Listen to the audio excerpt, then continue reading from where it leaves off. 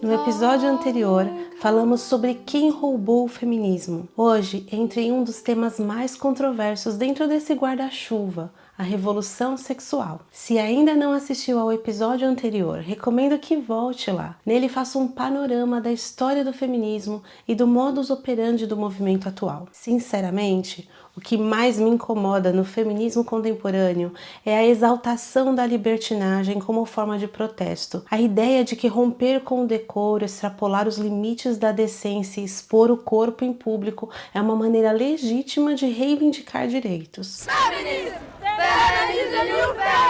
Para mim isso não faz sentido, e neste episódio eu quero justamente questionar essa lógica invertida.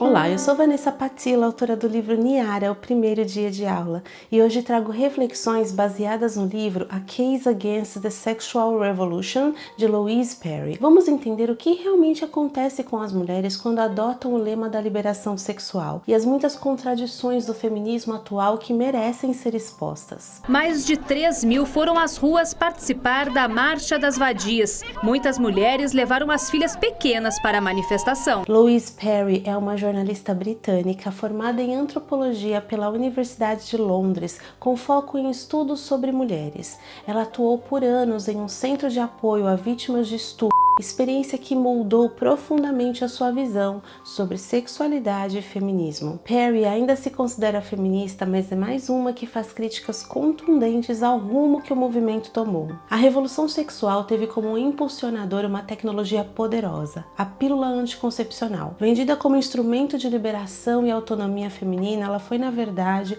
o primeiro passo de um projeto muito maior, o transhumanismo, um esforço para romper com as limitações naturais do corpo, da biologia e da própria condição humana. Com a pílula, o medo da gravidez diminuiu e com isso muitas mulheres passaram a oferecer o tipo de sexo que muitos homens preferem, abundante e sem compromisso. Vivemos numa cultura em que é permitido a um homem realizar suas fantasias mais extremas, mas é tabu para uma jovem expressar desconforto com esse arranjo. Espera-se que ela sacrifique seu bem-estar pelos prazeres masculinos para continuar competindo no mercado de namoro. E os danos dessa revolução foram potencializados com a era digital. Não há como negar. A cultura sexual atual é sim destrutiva, especialmente para meninas e mulheres jovens. Ela impõe uma estética de robô sexual, promove promiscuidade, bombardeia com pornografia violenta e ensina que ser humilhada ou agredida na cama é desejável desde que seja com consentimento. Diz que vender o corpo é trabalho e que sexo e amor devem ser mantidos separados. Estimula alterações corporais para atender a esses padrões pornográficos e chama tudo isso de empoderamento, ignorando o risco mortal de ensinar mulheres a submeterem seus corpos a estranhos fisicamente mais fortes. Discutir os custos dessa revolução virou tabu. O feminismo liberal, herdeiro do individualismo liberal, parte da ideia de um sujeito neutro, isolado, narcisista, movido apenas pela vontade pessoal, desvinculado de família ou de comunidade. Mas esse sujeito neutro se parece muito mais com um homem, livre, desapegado, sexualmente disponível, não com uma mulher cuja sexualidade está naturalmente ligada à possibilidade de gerar e cuidar de filhos. Se você assistiu Sex and the City, talvez se lembre de Carrie Bradshaw no primeiro episódio. Ela reencontra um ex-namorado egocêntrico, vai até a casa dele no meio da tarde, aceita o carinho íntimo, sai antes que ele tenha tempo de se satisfazer e comemora dizendo algo do tipo: depois de anos procurando por amor e compromisso, de repente me lembrei como era estar em um relacionamento só pelo sexo e me senti poderosa. Eu tinha acabado de transar como um homem, não senti nada. Pergunto, será mesmo que essa é a forma mais honesta e poderosa de viver a sexualidade feminina? Porque transar como um homem neste contexto significa basicamente transar como um babaca. Para o feminismo liberal, esse comportamento é visto como uma forma de libertação das antigas exigências patriarcais. A lógica é: se os homens sempre puderam usar o sexo para prazer próprio, por que as mulheres não poderiam fazer o mesmo? Bom, se você acredita que usar o outro apenas como um meio para o seu prazer não tem nada de errado, é essa ideia parece natural. E se você acredita que homens e mulheres são praticamente iguais em seus desejos e formas de se relacionar, então permitir que as mulheres tenham esse tipo de experiência sexual parece até um avanço. Essa é a primeira grande questão. Não reconhecer as diferenças entre homens e mulheres. As feministas não gostam de ouvir que homens e mulheres são diferentes e que essas diferenças não vão desaparecer só porque elas querem. A biologia evolutiva nos mostra que, como espécie, temos sim diferenças estruturais e isso importa. A maioria absoluta das mulheres é fisicamente mais fraca que a maioria dos homens. A verdade é que quase todos os homens têm capacidade física de matar quase todas as mulheres com as próprias mãos. Fingir que isso não existe, especialmente quando discutimos violência sexual, é negar a realidade. Mas o feminismo liberal insiste: toda e qualquer diferença é opressão, que reconhecer limites físicos ou psicológicos seria retroceder. Elas desprezam medidas preventivas de estupro, dizendo que os homens é que devem aprender a não estuprar. E que quando dizemos que elas devem se vestir com modéstia, evitar andar sozinhas à noite, manter as amigas seguras, elas protestam, dizendo que estamos culpando a vítima. Mas eu tenho uma péssima notícia para elas. Colocar cartazes escritos "não estupre" não fará com que potenciais estupradores não cometam o crime, se lhe for dada a oportunidade. O que isso sabe é que isso é ilegal, ele já sabe disso, ele só não se importa. Muitas dessas mesmas feministas que querem um mundo transformado para elas defendem a abolição das prisões e do policiamento e chamam de feminista carcerária qualquer uma que defenda julgamentos mais severos contra estupradores. O feminismo liberal é um poço de problemas. Um outro fator que para elas representa a liberdade é a ideia de que o sexo não tem significado intrínseco. Para essa vertente, sexo é apenas uma atividade de lazer, uma interação social como qualquer outra, que só ganha importância se os envolvidos quiserem atribuir algum significado. Obviamente que se elas precisam eliminar todas as amarras da moral patriarcal, assumir que o sexo possui um valor especial, sim, intangível ou difícil de racionalizar não cabe. Mas esvaziar o significado do sexo em nome da liberdade tem um custo, e esse custo recai de forma desproporcional sobre as mulheres. Quando ignoramos a biologia, as diferenças psicológicas entre homens e mulheres, ignoramos também que o corpo feminino não foi moldado para este tipo de jogo. Como lembra a bióloga Annie Campbell, a mulher não é especialista em quantidade, mas em qualidade. Enquanto o homem encerra seu investimento ao ejacular, a mulher carrega, cuida, amamenta, ou seja, para a mulher o investimento e os custos do sexo podem perdurar por anos. O corpo feminino sabe o preço da entrega. O psicológico também. O mais comum é que jovens mulheres se apeguem e esperem reciprocidade do homem com quem tem intimidade. E é por isso que, naturalmente, a mulher hesita, mas a cultura não permite hesitar. Fiquei emocionada ao ver um vídeo no TikTok de uma moça analisando os efeitos da cultura do sexo casual. Take a childhood photo of yourself. This is probably my favorite photo of me as a kid. And remember that that is you. You are that person. And think about the messages that you've received from your partners in hookup culture.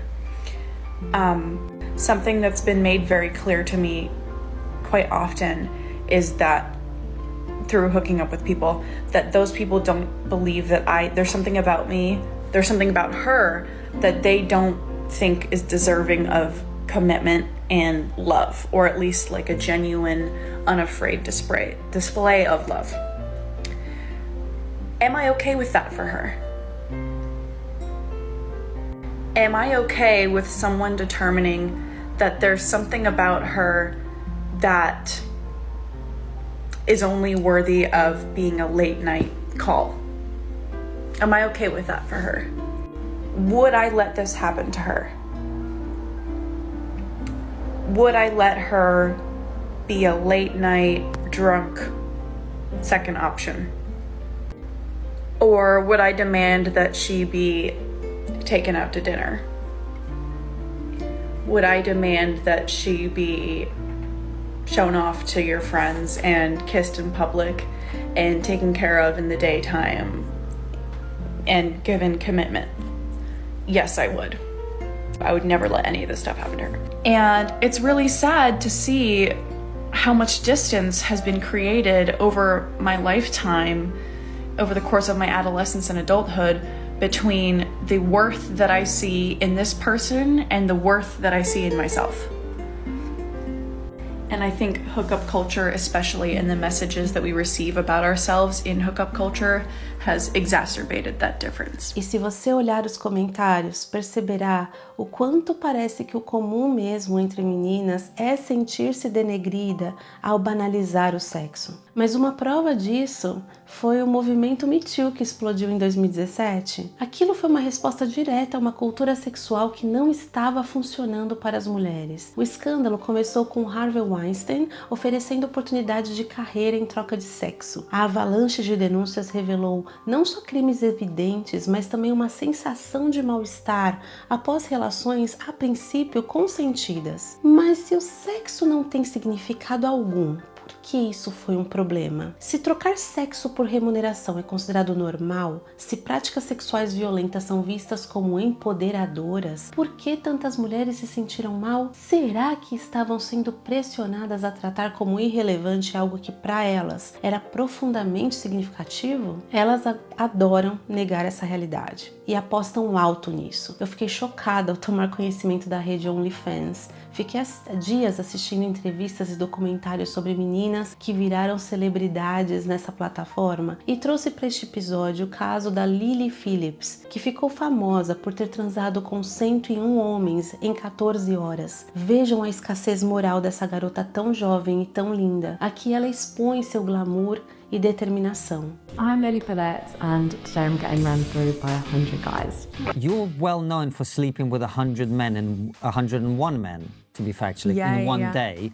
You don't think that's controversial? Why would having consensual sex with adults be controversial? Oh, it's my work, and also I wanted to explore my kinks. And so that is why I did it. And I personally don't think that is controversial or, you know, outrageous to do. Do you know what I mean? I just don't think it is controversial. What, like Really? doing porn, having sex? No, because people just can't believe that a girl who has a good education, has a good family, you know, hasn't been through trauma, wants to have a lot of sex and wants to be a slut. Like, is, you know, I want to kind of push the boundaries of porn and see new stuff, do stuff that people haven't done before. And I want to be like a legend in the game. I've done this now for, well, obviously been in the industry now for 5 years. And I think if I was starting to regret it, I'd start to regret it already. And also, I've always kind of done stuff like this. I've always been a little bit crazy. So I think it's just in my nature. No, this is just like any other regular job. Does that not worry you, Lily, that you're exposing yourself to really quite severe illnesses? I mean, obviously I wore a condom, and so we were very careful with stuff like that. And not really. I mean, I think this is probably some of the safest sex you can have. But yeah, I try to be as safe as possible. But for me, I don't find what I've done shameful, so I don't think, you know, I'm not scared to have kids or anything. For me, I will always bring my kids up to learn that sex isn't a shameful act, and especially not to have it on camera or whatever, everyone does it. I'll always bring them up, you know, that is what I've done and that's my choice, it's my body. Would you refer to yourself as a feminist? Yeah, I mean, it probably is. I mean, that's what life's all about, like finding love or whatever. But Why do you say whatever? it just sounds a bit fruity.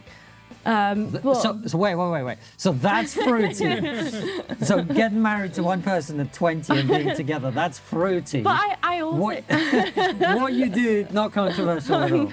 a little bit spiritual. Do you believe in karma? Yeah. You believe in karma. What you're doing for your work, do you think that might echo somehow? But I don't think what I'm doing is wrong. Yeah. Is like, what do you think the karma of what you do will be? I think the karma is the fact that I get backlash on the internet.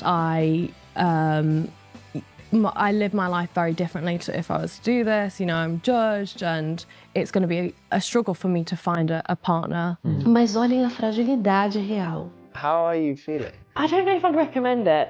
Why not? I think if you're a different type of girl, it's very like, it's kind of like being a in a sense of like, it's just a different feeling. I don't know how to explain it, like... It's not like just having sex with someone. Yeah. Just one in, one out, like it feels intense. Like more intense than you thought it might. Definitely. Sorry. Okay. Just take Yeah, 1 minute.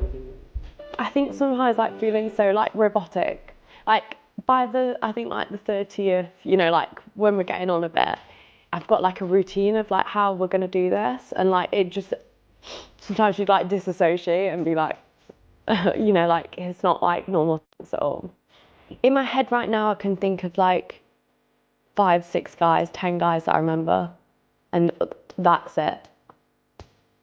But it's just, I don't know, it's just weird, isn't it? Like, if I didn't have the videos, I wouldn't have known I've done 100, you know? Have you even processed, do you think, what's happened? Not yet. God, I won't forget this day, Jesus. Aqui está o paradoxo do feminismo contemporâneo. Ele quer o fim da violência sexual, mas ao mesmo tempo afirma que prostituição e trabalho é um trabalho como outro qualquer. E que se algo der errado, a resposta é sempre a mesma. Ensinem os homens a não estuprar.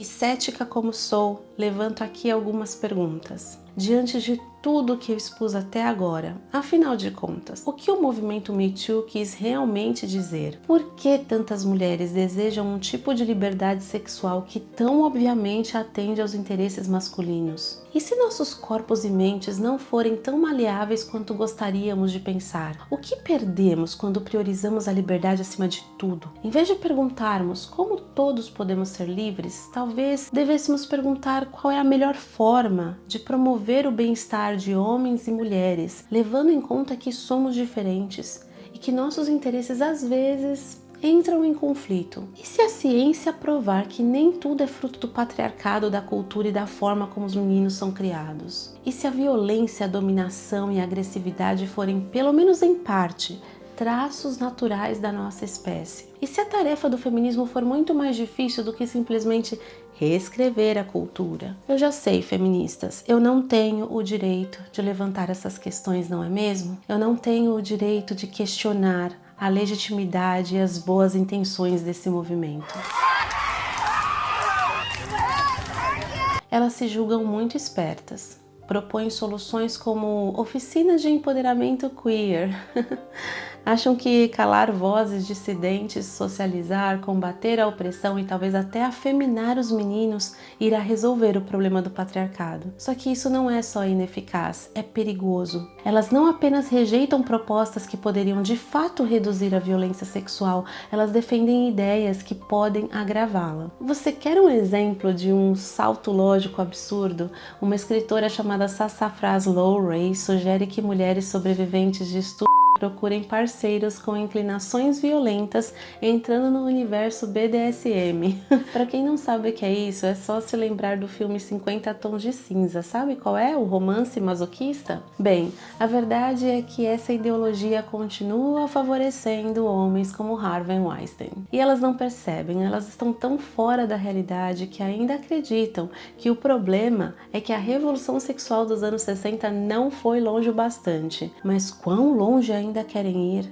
A pergunta já assusta. Parece que estamos vivendo uma dissonância cognitiva coletiva, porque se essa cultura promove pornografia, estamos falando de agressões, degradações, simulações explícitas de estupro e dominação extrema da mulher. Não estamos falando só de fantasias, estamos falando de uma indústria conectada com tráfico humano, escravidão, abuso infantil, tortura e ainda assim tratada como entretenimento adulto. Se essa cultura promove BDSM, Estamos falando de práticas que envolvem dor e normalizando isso, humilhação, submissão, tudo isso como se fosse algo empoderador. E ainda mais, estamos falando de homens que só se excitam causando dor. Isso não é saúde mental, isso é um distúrbio.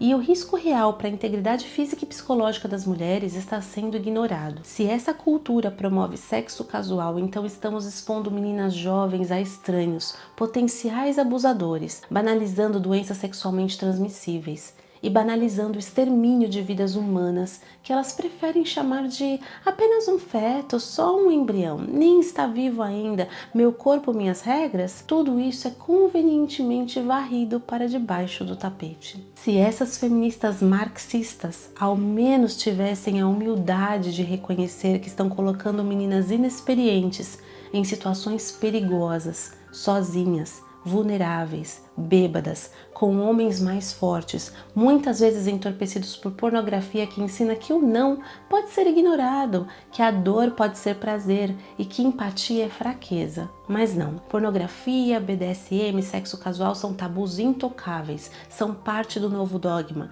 e assim seguimos vendo jovens aprendendo da forma mais dura que toda liberdade tem um preço. A cegueira é tanta que elas não percebem o óbvio. Em 2016, viralizou um manual de economia econômica dos anos 50 que dizia que a esposa ideal deveria tirar o avental antes do marido chegar, pôr um laço no cabelo e deixá-lo falar primeiro. Nós rimos disso, né, hoje. Achamos isso ridículo, mas e as revistas femininas atuais? Que você encontra se abrir uma Cosmopolitan seria 30 formas de agradar um homem, 20 jeitos de deixá-lo excitado, 42 coisas para fazer com ele pelado. Mudou o figurino, mas a lógica permanece. Antes escondíamos o avental, hoje escondemos os pelos. A mulher moderna se vende como uma deusa sexualmente livre, mas está exausta, tentando sustentar essa performance. Finge prazer, finge gostar de coisas que machucam, finge que não se importa quando ficante desaparece. Saímos da submissão doméstica e entramos na submissão sexual. A diferença é que agora chamamos isso de liberdade. Esse esvaziamento moral é comprovado por pesquisadores como Jonathan Haidt. Numa pesquisa sobre intuições morais para entender como reagimos a dilemas éticos, ele propõe aos participantes algumas situações desconcertantes. Por exemplo, imagine um homem que vai ao supermercado, compra uma galinha inteira morta, leva ela para casa, faz sexo com ela e depois a cozinha e come. Ninguém jamais ficou sabendo. Ele fez algo errado? Ou ainda, seria aceitável que dois irmãos tivessem relações sexuais desde que usassem vários métodos contraceptivos e mantivessem segredo? O resultado não nos surpreende. Ele conclui que nossa reação moral está profundamente enraizada em crenças culturais e políticas. Os conservadores nesse estudo rejeitam prontamente essas situações, recorrendo a valores como dignidade, tradição e limites. Já os progressistas hesitam, relativizam e acabam recorrendo ao único critério que lhes resta: se teve consentimento e ninguém se machucou, que mal tem. Essa lógica é confirmada por uma antropóloga influente da teoria queer, Gayle Rubin, que diz que não há sexo certo ou errado. Sexo não precisa de amor, vínculo, compromisso, apenas consentimento. Uma visão radical que ecoa o grito dos estudantes de 1968 em Paris: é proibido proibir. Uma tentativa de libertação sexual apoiada por teóricos como Foucault e Freud, que viam a repressão moral como a raiz de todo o sofrimento. E eles são capazes de ir mais longe. Em 1977, pensadores como Sartre, Deleuze, Derrida, Foucault e Simone de Beauvoir assinaram uma petição pelo fim da criminalização do sexo entre adultos e crianças. E segundo o escritor Guy Sorman, Foucault era alegadamente um pedófilo. Nunca pôde provar, mas não duvido que fosse mesmo. Apesar de hoje haver um aparente consenso sobre quão abominável é a pedofilia, ainda nos deparamos com formas disfarçadas de normalização. Quando uma mulher adulta finge ser uma menina colegial em vídeos eróticos, estamos promovendo o quê? Quando em eventos públicos adultos atuam praticamente nus, simulando atos sexuais na frente de crianças. Quando incluem materiais gráficos sobre sexo para crianças nas escolas com o pretexto de implementar educação sexual inclusiva. Quando ainda existem grupos defendendo a pedofilia sexualidade. E por último, veja que o feminismo contemporâneo despreza a sabedoria dos mais velhos. É o esnobismo cronológico, a crença cega de que tudo que veio antes é automaticamente inferior, apenas por ser antigo. Na lógica progressista, os anciãos não são mais mestres, são obstáculos. Tornaram-se alvos de desconfiança ou escárnio, como se o tempo que viveram fosse um demérito. Em 2019, a Teen Vogue estampou isso com clareza, declarando: é sua responsabilidade, jovens, confrontar seus parentes preconceituosos nas festas de fim de ano. A mensagem é simples: os mais velhos devem ser corrigidos e não ouvidos. O sistema exige que sejam deixados para trás. E junto com eles vai embora também a imagem da mulher sábia, a culminância da jornada da heroína. Ao contrário da narrativa masculina, com sua trajetória linear de conquista, a jornada da mulher é cíclica. Começa com a donzela, passa pela mãe e floresce na matriarca. A donzela busca liberdade, aventura, reconhecimento. A mãe vive a transformação profunda do corpo e da alma, onde o amor deixa de ser uma ideia romântica e se torna responsabilidade, presença, entrega. É nesse ponto que muitas mulheres despertam, e com esse despertar algo se parte, algo se revela. A convicção de um amor firme que se dá na travessia de um ser egocêntrico para um altruísta. E é dessa travessia que nasce a matriarca, o ápice do feminino. Não é a mulher que compete com os homens, tampouco é a que seduz, nem a que se sacrifica em silêncio. É a mulher inteira, aquela que já viu o mundo e sobreviveu, que já chorou perdas, abriu mão de ilusões e transformou dor em sabedoria. São elas que seguram comunidades nos braços, cuidam dos filhos dos outros, escutam sem pressa, aconselham sem julgar. São elas que fazem o chá, mantêm um vínculo, sustentam o invisível. Mas essas mulheres desapareceram do discurso feminista atual. Não há espaço para a mulher madura, que já não se encaixa na estética da donzela. Vivemos numa cultura que se esqueceu de valorizar maturidade, maternidade e sabedoria. Está na hora de resgatar essa imagem, está na hora de recuperar o valor de uma jornada completa, não truncada. Um caminho que honre todas as fases do feminismo do feminino e que celebre o poder espiritual, emocional e social da mulher em todas as suas formas. Se quisermos falar de violência sexual com seriedade, precisamos falar de limites, de punição real, de pornografia violenta sendo consumida por adolescentes e de que tipo de homens são mais propensos a estuprar e por quê. A revolução que precisamos começa com responsabilidade, com o resgate do feminino real, com homens que crescem e mulheres que florescem e com a coragem de reconhecer que casamento monogâmico é a instituição que marca as sociedades mais prósperas do mundo, que sexo precisa de amor, que corpos não são produtos e que a maturidade feminina não é o fim da linha, é a coroação da jornada. Como mãe de um menino, me conscientizo todos os dias sobre como educá-lo para ser um homem digno, forte, corajoso e que seja sábio o suficiente para farejar e evitar mulheres que percebem o mundo com essa pele fina do feminismo liberal. Para isso eu preciso ser a mulher modelo de dignidade como esposa e como mãe. E você? Com que perspectiva tem criado seu filho ou filha? Deixe nos comentários suas impressões sobre este movimento. Num próximo vídeo, desejo falar especificamente sobre a mulher na transição para a maternidade e como essa revolução tem afetado negativamente o nosso maternar. Não se esqueçam de se inscrever no canal e clicar no sininho para não perder os vídeos e compartilhe com outras pessoas, pois somente com o engajamento de vocês consigo ter alcance e também manter a criação de conteúdos aqui. Gratidão imensa pela atenção de vocês.